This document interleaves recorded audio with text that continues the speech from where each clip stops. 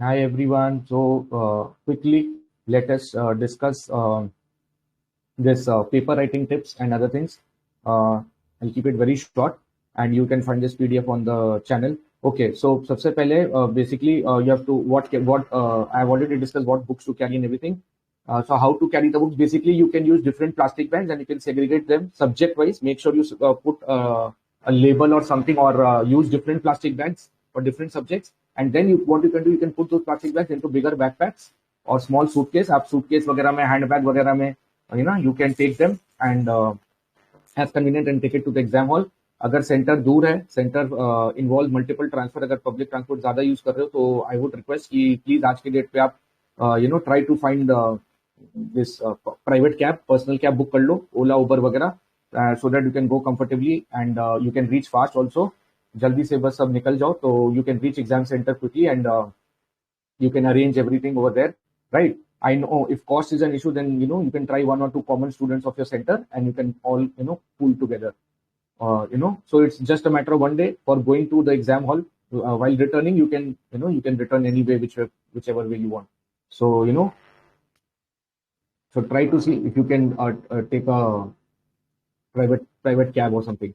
So okay, apart from that, so you don't want to enter into a tired drain situation, right, in the exam hall.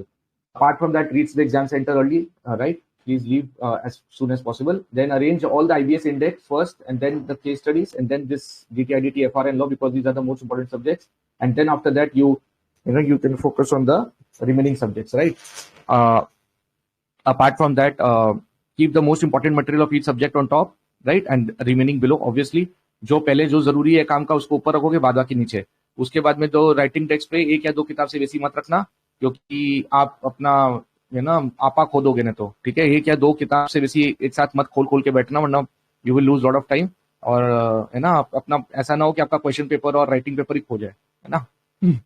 सो हाँ, या so अब इसका how to handle first 15 minutes quickly. So पहले first of all always read the descriptive question, already discussed earlier. फिर उसके बाद में देखना क्या उसमें पूछ रहा है. फिर एमसीक्यू को जस्ट एक बार ग्लांस करना, एमसीक्यू ज्यादा मत देखना. फिर क्या करना, वो डिस्क्रिप्टिव क्वेश्चन के अंदर में क्या पूछा है ना, उसके हिसाब से देख लेना अपना केस स्टडी इंडेक्स में. अगर आपको डायरेक्टली क्लिक हो गया कि हाँ ये क्वेश्चन रिपीटेड है तो बहुत अच्छा बात है, या आपको देख के लग गया इजी है तो मार्क कर लेना उसको, और जो रिपीटेड है उसको भी देख लेना, इंडेक्स से ढूंढ के निकाल लेना. और उसके हिसाब से ना हर क्वेश्चन के बगल बगल में ना टैग करते जाना, सब्जेक्ट नेम, और सब्जेक्ट के साइड में चैप्टर नेम लिख सकते हो तो वो भी लिख देना.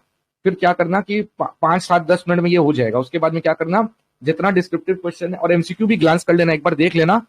लेकिन जब डिसीजन मेकिंग करना होगा आपको बेसिकली दो काम करना है पहला 15 मिनट में. एक क्वेश्चन जो फर्स्ट करना है और एक क्वेश्चन जो नहीं करना है, ये दो आइडेंटिफाई करना है.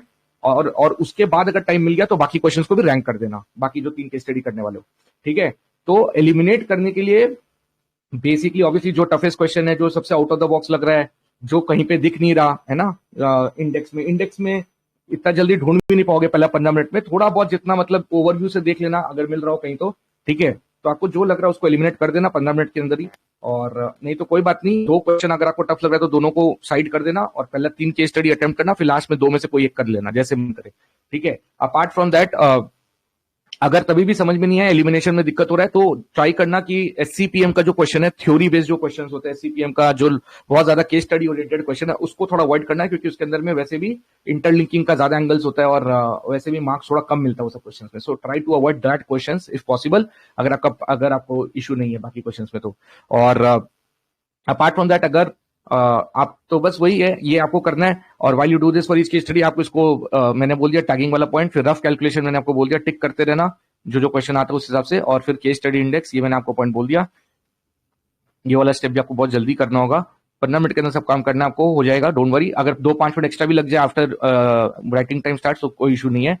So by now you have read all the questions. ठीक है, you have to check for repetition, now you will ready rank, मैंने बोल दिया. If there is any repeated similar case study, है ना, वहां से स्टार्ट करना, स्टार्ट वहीं से करना. उसके बाद for elimination of case study, eliminate on the basis of descriptive question. ठीक है, अनलेस आपको ऐसा लगे कि एमसीक्यू बहुत ही वियर्ड आ गया कोई चीज में, क्योंकि चांस क्या होता है कि एमसीक्यू का आंसर आपको मोस्टली मिल जाएगा, तो एलिमिनेशन आप डिस्क्रिप्टिव के बेसिस पे करोगे, और फिर भी कंफ्यूज हो तो मैंने बता दिया एससीपीएम कर दोगे. अगर टाइम परमिट करता तो पूरा रैंक सीक्वेंसिंग कर लो, और लेकिन टारगेट आपका वही होना चाहिए कि एटलीस्ट आप एक आइडेंटिफाई कर लो बेस्ट, और एक आपको जॉब को लीव करना है. और keep the theoretical question in the end. मैंने आपको ये सारा पॉइंट बोल दिया. Now let's move on how to handle 4 hours plus paper writing tips. देखो बेसिकली 4 घंटा आपके पास 100 मार्क है और 4 केस स्टडी है, तो सिंपल मैथ्स है, एक केस स्टडी को 1 घंटा में मैक्सिमम करना है। और आपको टॉप स्पीड फर्स्ट एकदम फर्स्ट मिनट से मेंटेन करना है। ऐसा नहीं सोचना कि 4 घंटा का पेपर है तो धीरे धीरे लिखेंगे, वरना आपका पेपर छूट जाएगा, ट्रस्ट मी। और फुल पेपर अटेम्प्ट करोगे तो ही अच्छा मार्क्स मिलेगा। फिर ना आपको ना ये करने के लिए आपको ओवर कमिट नहीं करना है कोई भी आंसर, और when reading from any material you can not over commit, है ना। क्योंकि आप अगर खोजते रह जाओगे और आप एकदम सेंसिटिव हो जाओगे कि अरे मिल क्यों नहीं रहा, तो आप अपना टाइम लूज कर जाओगे। तो आपको अपना obviously you have to maintain your time, right. उसके बाद फर्स्ट आपको रिपीटेड केस स्टडीज के बारे में अगर मिल जाता है तो वो चेक करो इंडेक्स से, अगर मिल गया तो उसको पहले अटेम्प्ट कर लेना जैसे मैंने बोला। फिर आप देखो कि सिमिलर क्वेश्चन कौन सा है, ठीक है, फिर वो देखना।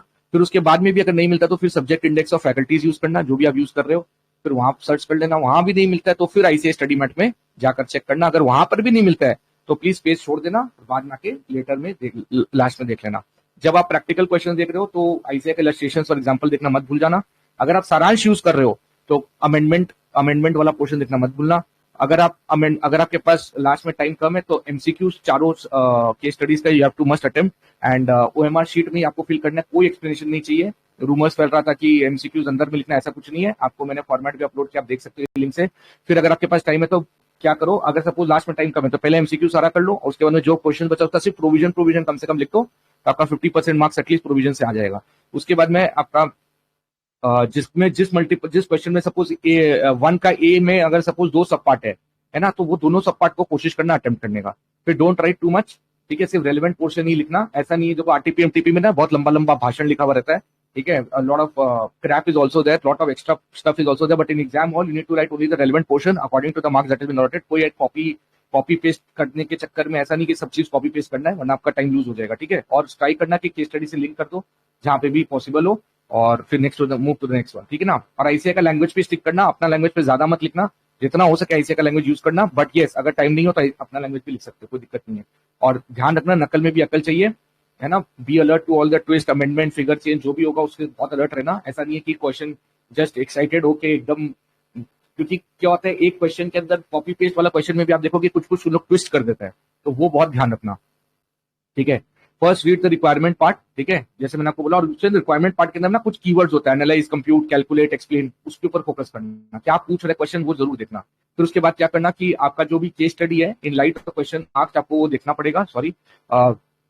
और उसके बाद मतलब पहले जब रिक्वायरमेंट पार्ट पढ़ोगे देखोगे पूछ क्या रहा है, उसके हिसाब से आपको क्वेश्चन पढ़ना है। और ना बहुत बार ऐसा होता है कि जो क्वेश्चन दिया हुआ वो पैरावाइज दिया, मतलब उसका केस स्टडी में पैरावाइज उसका एक्सप्लेनेशन दिया हुआ रहता है, पैरा बाय पैरा। अगर वैसा आ गया तो बहुत ईजी हो जाएगा, बट अगर वैसा नहीं भी आता तो पैनिक मत करना, जैसे मैंने आपको बताया ऐसे करना कि रिक्वायरमेंट पार्ट पढ़ना और फिर move to the MCQs in the same fashion, ठीक है। तो उसके बाद अगर आपको आंसर पता है तो don't waste time searching and confirming it, ठीक है। आपका अगर पता है तो पता है, उसको बार बार देखने का, सर्च करने का, कंफर्म करने का टाइम बचा लो और आगे बढ़ जाओ। और केस स्टडी वाइज ही सॉल्व करना, सब्जेक्ट वाइज मत करना, ठीक है। कोई बोल रहा है कि सब्जेक्ट वाइज करेंगे, बिल्कुल भी नहीं, केस वाइज करना, उससे आपको सिनर्जेटिक बेनिफिट्स मिलेगा। और अगर इंटरलिंक केस स्टडी होगा तो बहुत फायदा होगा अगर आप एक साथ सॉल्व करोगे। और प्लस आपको राइटिंग हैंड को भी बहुत बड़ा ब्रेक मिलेगा, क्योंकि आप एक करोगे, फिर एक सर्च करोगे, फिर एक करोगे, फिर एक का ढूंढोगे, तो आपका राइटिंग हैंड, और वरना क्या होगा आपका हाथ दुख जाएगा लिखते लिखते। फिर उसके बाद में आपका माइंडसेट कैसा होना चाहिए, लास्ट फ्यू पॉइंट्स, आपको बहुत काम रहना है ना, be as calm as possible, trust your preparation. आप इतना दूर आए हो तो आगे भी बहुत अच्छा ही होगा, डोंट वरी फॉर दैट। और लिटिल नर्वस तो सभी को है क्योंकि ये फर्स्ट अटेम्प्ट है, बट पैनिक मत होना, डोंट गेट ओवर इफेक्टेड, ठीक है। और जितना काम हो जाएंगे उतना अच्छा परफॉर्मेंस होगा। वर्स्ट टू वर्स्ट क्या होगा कि सारे केस स्टडीज नहीं आ जाएंगे, अगर सारे केस स्टडीज नहीं भी आ जाएंगे तो आपके पास किताब है, आपके पास आपका नॉलेज है, आपके पास सारा इन्फॉर्मेशन है। ध्यान रखना जितना हो सके आपको अपना नॉलेज और इन्फॉर्मेशन को यूज करना है, ठीक है, वैसा केस में। तो प्लीज पैनिक मत होइएगा। और क्यों डरे, जिंदगी में क्या होगा, है ना, कुछ नहीं होगा तो तजुर्बा होगा, ठीक है। तो टेंशन मत लो, सब बढ़िया होगा। और अगर कोई केस स्टडी रिपीट नहीं हुआ तो आप फिर भी अच्छा ही स्कोर करोगे, मैंने आपको बता दिया। और मेरा प्रेडिक्शन है कि पेपर एवरेज होगा, बहुत इजी नहीं होगा, बहुत टफ वैसा कुछ नहीं होगा। 2 केस स्टडी तो रिपीट होना चाहिए, लेकिन उसमें थोड़ा माइनर चेंज हो सकता है। और फोकस आईसीआई शायद इलस्ट्रेशंस, टीवाई के अमेंडमेंट्स पे मेरा प्रेडिक्शन है कि हो सकता है।